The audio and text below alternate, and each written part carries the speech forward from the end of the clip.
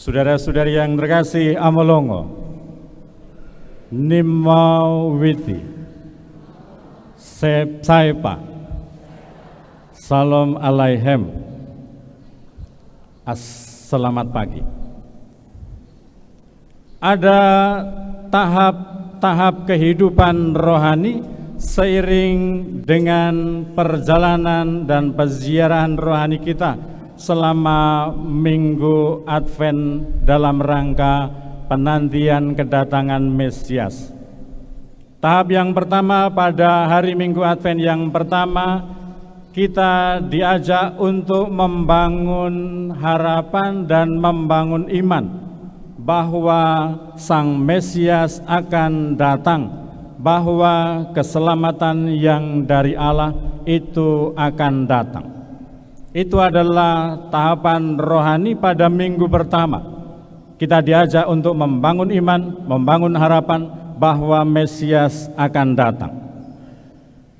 Tahap rohani selanjutnya yaitu pada minggu Advent kedua pada hari ini, bahwa untuk mewujudkan iman dan harapan bahwa Mesias akan datang, kita diajak untuk berani membuat perubahan kehidupan, dan itu yang disebut sebagai pertobatan.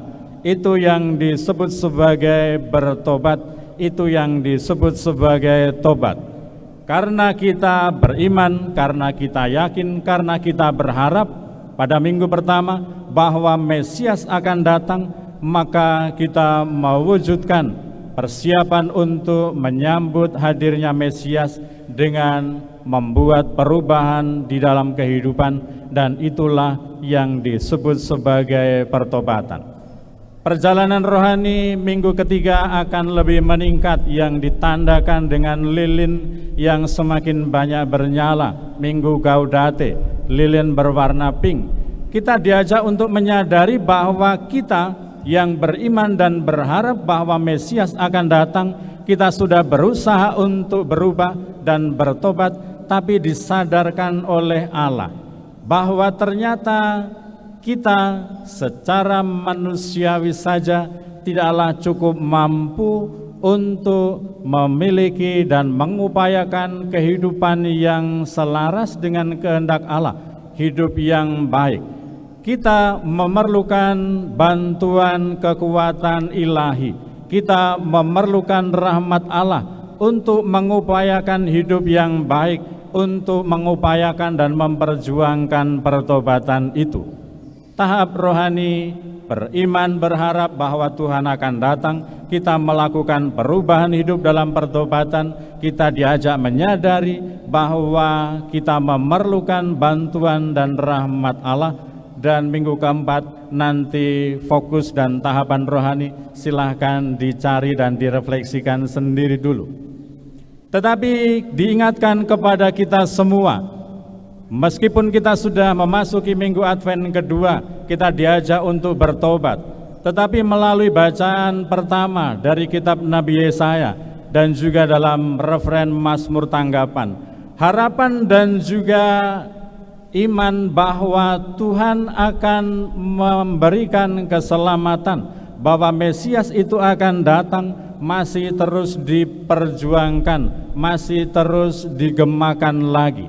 Nabi Yesaya mengatakan, hiburlah umatku Israel, bahwa Tuhan akan mendatangkan keselamatan, akan mendatangkan kebaikan bagi bangsa pilihannya, bagi orang-orang yang beriman kepadanya. Dan dalam referen Mazmur tanggapan kita masih terus diajak untuk membangun iman dan harapan itu dengan memohon, perlihatkanlah ya Tuhan kasih setiamu kepada kami, karena kami telah bersalah, karena kami telah berdosa.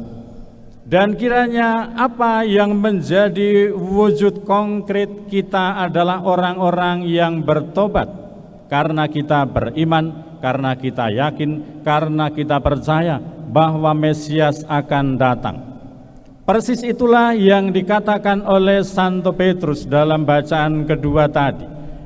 Dua hal yang disampaikan oleh Petrus, bahwa bagi Tuhan 1000 tahun, 1000 hari itu sama dengan 1 hari saja.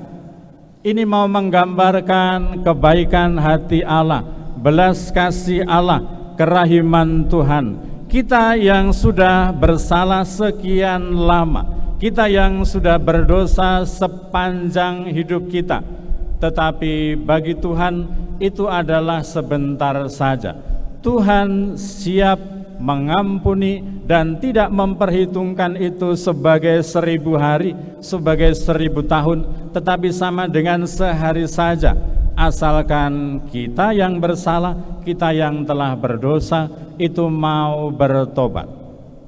Seruan pertobatan itu bukan hanya hari ini, bukan hanya diserukan oleh Yohanes Pembaptis di padang gurun, tetapi seruan untuk bertobat itu juga sudah dimulai ketika Nabi Yesaya muncul di tengah-tengah umat, supaya umat berbalik kepada Allah.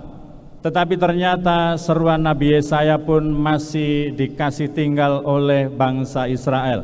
Bangsa Israel, umat pilihan Tuhan, tidak mau bertobat. Ketika Yohanes Pembaptis muncul, orang-orang juga masih banyak yang belum bertobat. Sekarang kita merefleksikan masing-masing, apakah kita sudah bertobatkah atau belum?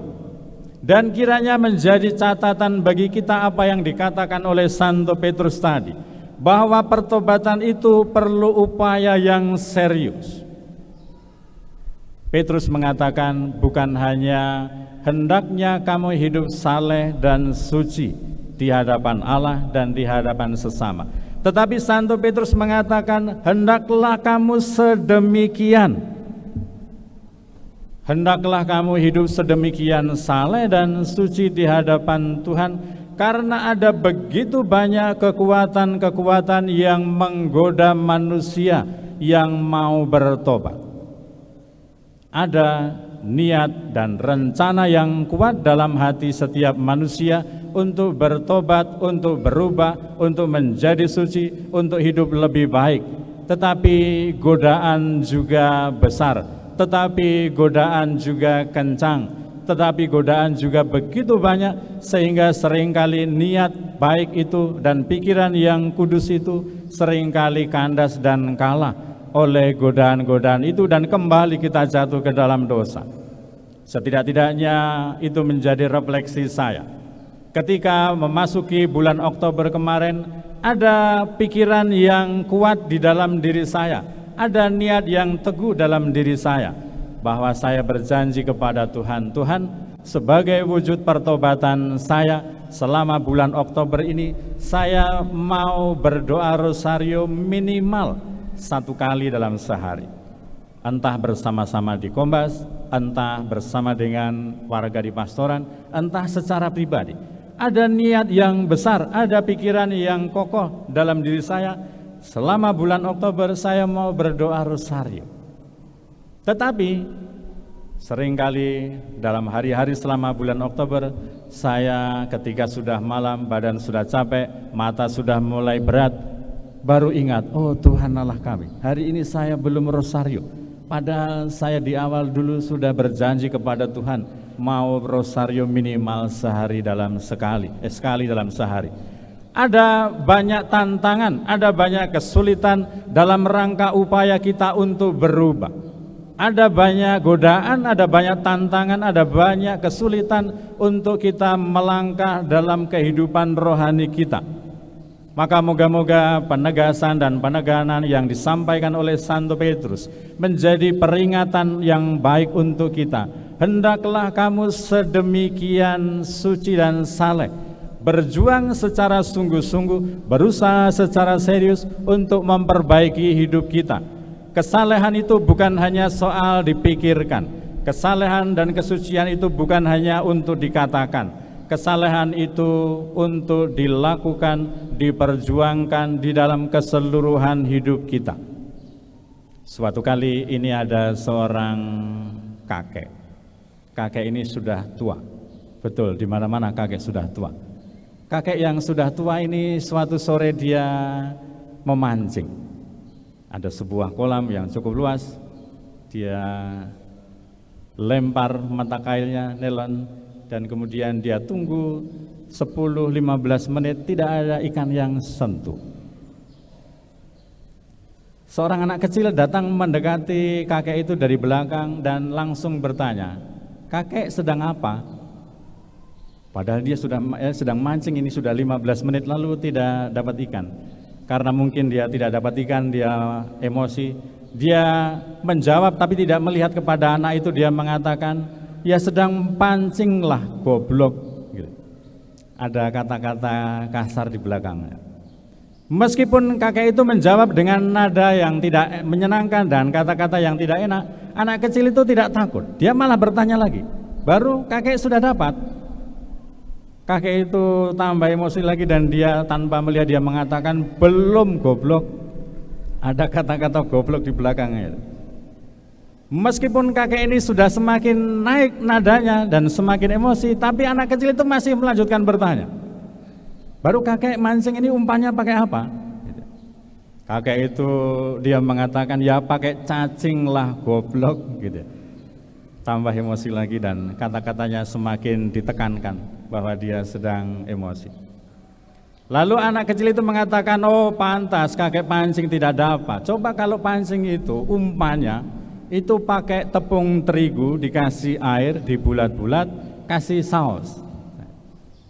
Lalu kakek itu kelihatannya tertarik ini dengan usulan anak kecil ini tadi. Lalu bertanya, "Anak, bisa begitukah? Nanti dapat ikan." Anak kecil itu sambil berlari berjalan pergi dia mengatakan, "Ya nggak bisalah goblok." Gitu. Masa ikan mau dikasih saus gitu. Ini ikan apa ini? Karena mendengar jawaban anak kecil itu yang sedemikian itu, kakek itu kaget. Karena tidak pernah ada orang yang berani mengatakan seperti itu. Saking kagetnya dia jatuh langsung meninggal. Wah ini. Jadi nanti beritanya ada kakek meninggal gara-gara pancing. Oh tidak. Dia meninggal. Nah, giliran dia sudah mau masuk antri ke surga sana. Kakek ini tadi, yang mati ini tadi. Mati atau meninggal kalau orang ini? Atau wafat? Atau mampus? Kakek yang mati ini tadi mau antri masuk surga. Ketemu Santo Petrus. Ketika sedang antri ditanya oleh Santo Petrus, "Kakek, dulu ketika di dunia kakek punya agama kah tidak?" Mungkin karena kebiasaan di dunia dulu dia sering ngomong kasar gitu ya, kebiasaan dia menjawab kepada Santo Petrus, "Ya punyalah goblok." Gitu ya. Kepada Santo Petrus ini ditanya, "Kamu dulu punya agama atau tidak di dunia?" Dia menjawab dengan mantap, "Ya punyalah goblok." Gitu ya. Santo Petrus belum begitu belum begitu sadar bahwa kakek ini mengatakan atau mengatakan sesuatu yang tidak sopan. Santo Petrus bertanya lagi, "Kakek, kalau kamu dulu di dunia waktu masih hidup, kamu punya agama, kamu percaya tidak bahwa Yesus Kristus itu adalah Sang Juru Selamat?" Kakek ini tambah semangat lagi, dia mengatakan, "Ya percayalah goblok." Gitu. Santo Petrus mulai terpancing ini, dia lalu mengatakan, "Kakek, kamu ini di depan pintu surga ini coba kamu kata-kata itu sopan sedikit, kelakuan baik sedikit. Siapa tahu nanti kalau kamu baik-baik di sini, sopan di sini, kamu bisa balik lagi hidup ke dunia sana untuk memperbaiki kopu kelakuan itu." Lalu kakek ini kelihatannya tertarik ini dengan kata-kata Santo Petrus. Lalu dia bertanya, "Santo Petrus, bisa begitukah saya hidup lagi ke dunia?" Lalu Santo Petrus sambil berjalan pergi dia mengatakan, "Ya nggak bisalah goblok." Gitu. Kita masing-masing punya gaya hidup, kita masing-masing punya kehidupan, kita masing-masing punya kelakuan, kita masing-masing punya cara untuk berbicara dan juga berkomunikasi dan berinteraksi dengan orang-orang di sekitar kita.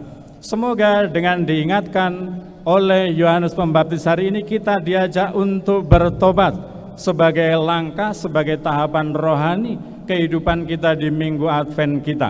Dan semoga pertobatan itu kita lakukan dengan serius, pertobatan itu kita lakukan secara menyeluruh, supaya kita bertumbuh berkembang dalam kehidupan rohani, menantikan kehadiran Sang Juru Selamat.